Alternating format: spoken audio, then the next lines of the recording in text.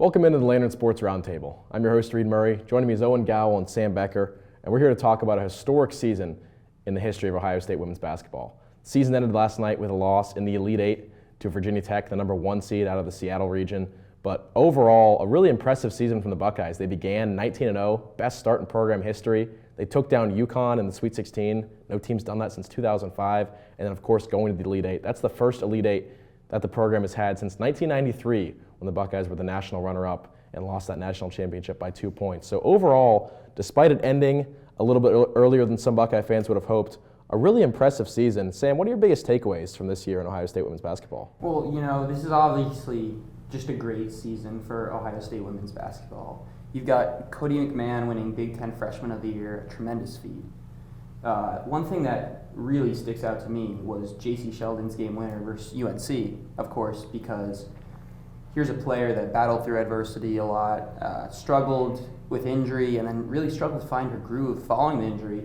But that game winner, it just felt like that was so earned, so deserved for this team to finally have a moment like that. And then, as you mentioned, one that Buckeye fans will not soon forget, the beating UConn, the most storied franchise in women's college basketball, ending that Final Four streak, just incredible. Yeah, I mean, that second round win against a tough UNC team, then of course the Sweet 16 win against UConn. It's been no cakewalk to the Elite Eight for Ohio State. So overall, a really impressive run in the regular season and the tournament. But sometimes when you have an impressive run like that, that can be hard to replicate in future seasons. Yep, definitely. I mean, success can be hard to replicate. And I think the biggest obstacle facing the Ohio State Buckeyes this upcoming season is the loss of Taylor Mikesell. Anytime you lose a senior leading scorer, that's hard to overcome. But I think, as Sam mentioned, we have the Big Ten Freshman of the Year coming back in Cody McMahon, second leading scorer on the team. Taylor Theory also coming back, third leading scorer. So I think the Buckeyes do have the talent to make up for this loss of scoring and leadership. Yeah, I mean, that can cause some adversity, losing some players that big. But, I mean, this year we saw it. Ohio State is no stranger to adversity. Yeah, Ohio State started 19-0, so it can be overshadowed that at a point they were reeling. Late January, after a loss to Purdue, that was 3 in a row for them. So I can recall in the post-game presser, Taylor Mikesell said something that stuck out, which was she acknowledged the struggles, but you want to get these out of the way in January, not in March.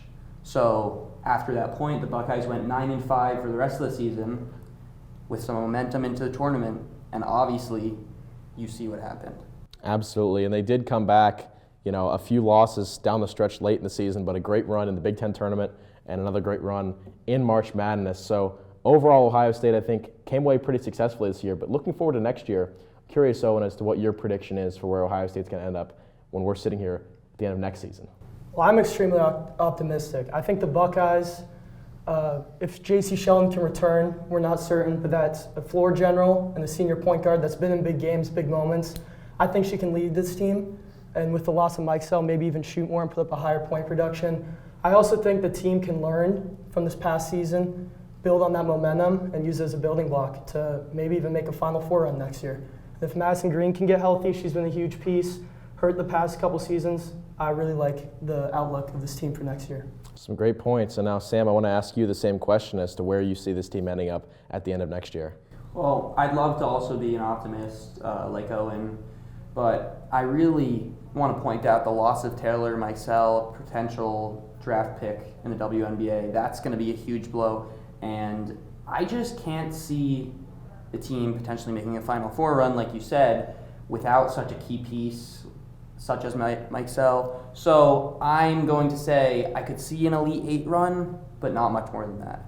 That's true. Definitely lots of angles to consider here. Losing a player of the caliber of Mikesell, always going to be difficult, but there are some star players staying around and some star players who have still yet to make a decision as to what they'll be doing next season. So definitely lots of possibilities as we look into next year, but to conclude our coverage of this season on Ohio State women's basketball, a record-breaking year for the team, and that's going to do it here on the Lantern Roundtable.